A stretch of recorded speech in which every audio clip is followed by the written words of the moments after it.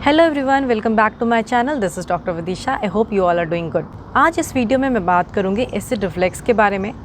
Acid reflex क्या होता है और इसके सिम्टम्स क्या क्या होते हैं, प्लस एसिड रिफ्लेक्स की वजह से हेडेक क्यों होता है और इससे बचने के लिए आप क्या क्या कर सकते हैं। और इस वीडियो में मैं कुछ टिप्स भी शेयर करूँगी जिससे जो आपको एसिड रिफ्लेक्स की वजह से प्रॉब्लम हो रही है या फिर आपको हेडेक हो रहा है, उससे आप बच सकते हैं। एसिड रिफ्लेक्स एक बहुत ही कॉमन प्रॉब्लम है और इसका कारण होता है कि जब आप खाना खाते हैं तो आपका फूड आपके फूड पाइप के थ्रू आपके स्टमक में जाता है, और जब आप खाना स्वेलो करते हैं तो जो हमारा ईसोफेगस होता है और जो हमारा स्टमक होता है, ये जो कनेक्शन वाला पॉइंट होता है, यहाँ पे एक रिंग होती है जो कि आपके स्टमक और ईसोफेगस को अलग करती है। और जब आप स्वेलो करेंगे तो ये रिंग खुलेगा और आपका खाना फूड पाइप से होकर के आपके स्टमक में चला जाएगा। पर कई बार क्या होता है कि ये रिंग या तो खुली रह जाती है या तो ये ढंग से बंद नहीं हो पाती, या इसका जो मसल होता है वो थोड़ा ढीला हो जाता है, जिसकी वजह से आपका जो फूड कंटेंट है स्टमक से वो आपके फूड पाइप पे आ जाता है। तो इस प्रॉब्लम को हम एसिड रिफ्लक्स बोलते हैं। और अगर ये प्रॉब्लम आपको वीक में 2 बार हो जाता है या फिर 2 बार से ज़्यादा भी होता है तो उस कंडीशन को हम GERD बोलते हैं, that is gastro-oesophageal reflex syndrome.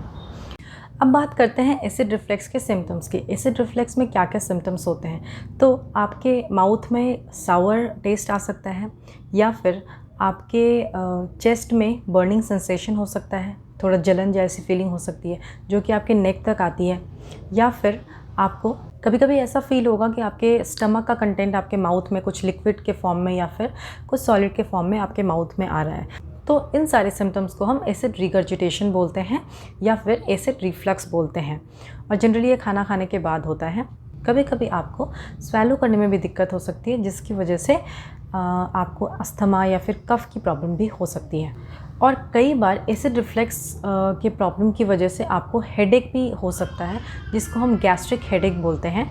तो आज मैं इसी टॉपिक के ऊपर डिस्कस करूंगी कि गैस्ट्रिक हेडेक क्यों होता है और क्या क्या ऐसे टिप्स आप फॉलो कर सकते हैं जिससे आप गैस्ट्रिक हेडेक से या फिर एसिड रिफ्लेक्स की वजह से अगर आपको हेडेक हो रहा है तो आप उससे बच सकते हैं। वैसे देखा जाए तो अभी गैस्ट्रिक हेडेक का एज सच कोई डेफिनेटिव रीज़न पता नहीं चला है। ये ऐसा आप मान सकते हैं कि पहले अंडा आया या पहले मुर्गी आई, वो वाली कहानी यहाँ पे है कि आपको गैस्ट्रिक रिफ्लेक्स की वजह से हेडेक होता है या फिर हेडेक की वजह से आपको गैस्ट्रिक रिफ्लेक्स की प्रॉब्लम होती है। ये अभी फुल प्रूफ लोगों को पता नहीं चला है, बट ये देखा गया है कि जनरली जिसको जिसको गैस्ट्रिक रिफ्लेक्स होता है उसमें हेडेक की प्रॉब्लम देखी जाती है। बट सिंस हमारे गट और ब्रेन का एक कम्युनिकेशन पाथवे होता है जिसको हम गट ब्रेन एक्सेस भी बोलते हैं, क्योंकि जब आप डेवलपमेंट के तरफ जाओगे, जब फीटस डेवलप होता है, जिस समय आपका न्यूरल डेवलपमेंट हो रहा होता है फीटस में, उसी दौरान आपके जो गैस्ट्रिक एरिया होते हैं उसके नर्व्स का भी डेवलपमेंट हो रहा होता है।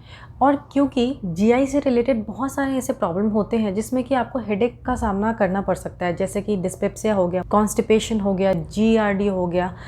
तो इस कम्युनिकेशन को हम माइंड में लेकर चलते हैं। और वैसे भी मेडिसिन में हम देखते हैं कि जैसे अगर आपके पास पेशेंट आता है तो या तो आपको डॉक्टर आपके सिम्टम्स के बेसिस पे ट्रीट करते हैं या तो आपके रूट कॉज पे जाते हैं। तो इस केस में भी जनरली अगर पेशेंट हेडेक के लिए आता है तो उसको हम हेडेक की मेडिसिन देंगे, या फिर अगर उसको एसिडिटी की प्रॉब्लम है तो एसिडिटी का मेडिसिन देंगे। और कई बार एसिडिटी की मेडिसिन से उसके हेडेक में भी रिलीफ मिल जाता है। तो इस तरह के रिलेशन को रिसर्चर्स वैसे अभी रिसर्च कर रहे हैं कि एग्जैक्ट कॉज क्या है।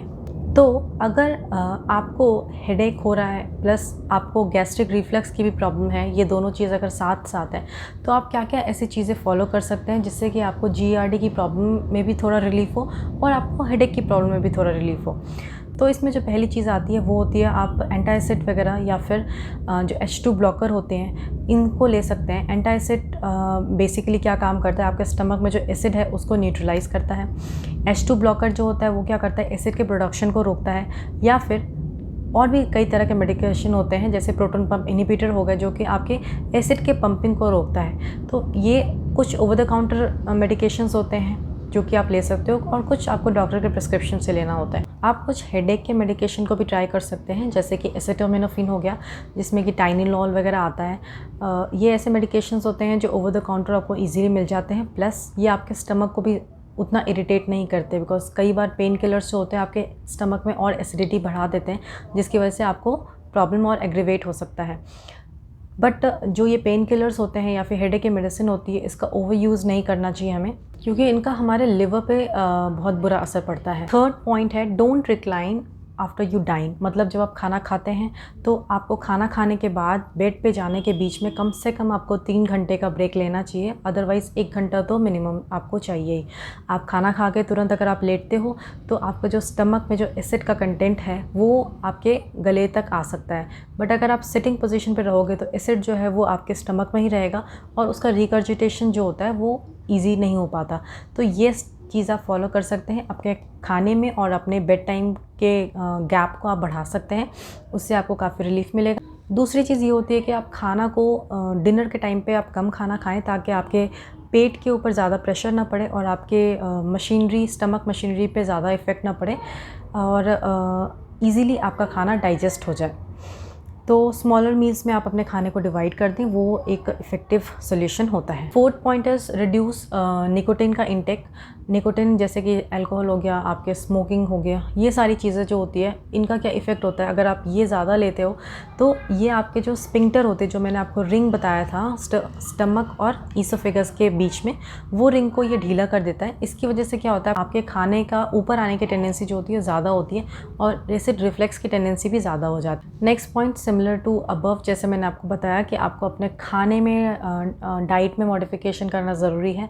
स्पाइसी फूड ज़्यादा नहीं खाना है आपको, एंड लार्जर मील्स नहीं लेनी है। अपने खाने को या फिर डिनर को लाइट रखना है, जिसकी वजह से आपके डाइजेशन प्रोसेस में ज़्यादा प्रॉब्लम ना आए। और अगर आपको फिर भी इस तरह की प्रॉब्लम हो रही है एसिडिटी वगैरह की, तो फिर आप क्या कर सकते हैं, आप जब लेटते हो तो आप अपने अपर बॉडी को थोड़ा सा एलिवेट ज़्यादा करके उस तरह से सो सकते हो, लाइक अपने बैक पे सपोर्ट लेकर के, अपने हेड पे एक रिजिड पिलो का सपोर्ट लेकर के इस तरह से सो, ताकि आपके जो रिफ्लक्स की प्रॉब्लम है वो थोड़ी कम हो सके। नेक्स्ट पॉइंट है you have to lose your weight. अगर आप ओवर वेट हैं तो ये प्रॉब्लम आपको ज़्यादा हो सकती है, क्योंकि आपके जो बॉडी में अगर मसल्स ज़्यादा होते हैं, फैट ज़्यादा होती है, तो जो आपका जो रिंग होता है स्पिंक्टर, वो थोड़ा सा ढीला हो जाता है, वो एक दूसरे से थोड़ा दूर हो जाता है, जिसकी वजह से ओबेस लोगों में एसिड रिफ्लक्स की प्रॉब्लम ज़्यादा होती है।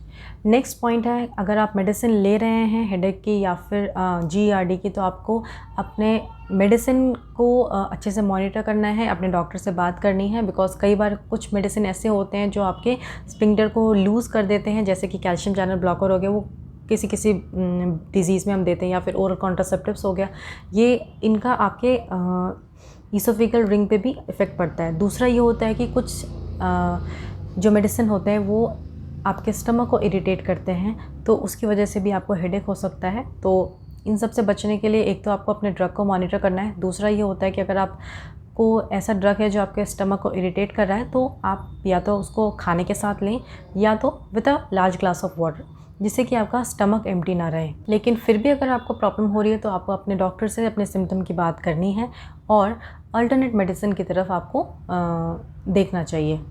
दूसरी बात ये भी होती है कि अगर आपको एसिड रिफ्लेक्स की प्रॉब्लम ज़्यादा रहती है तो, और या उसकी वजह से अगर आपको हेडेक ज़्यादा रहती है, तो आपको बार बार थकान महसूस होगा, क्योंकि ये चीज़ें ऐसी होती है जो आपको रात में जगा सकती हैं, जिसकी वजह से आपकी नींद पूरी नहीं होगी, तो दिन भर आपको जो एग्जॉशन जैसा लगेगा, तो फटीग को ये करता है। दूसरी बात ये होती है, इस तरह की चीज़ें अगर होती रहेंगी, आपको नींद पूरी नहीं आई, तो एंजाइटी जैसी चीज़ें आपको से आप सफ़र कर सकते हैं, जिसकी वजह से आपको माइग्रेन का भी प्रॉब्लम हो सकता है।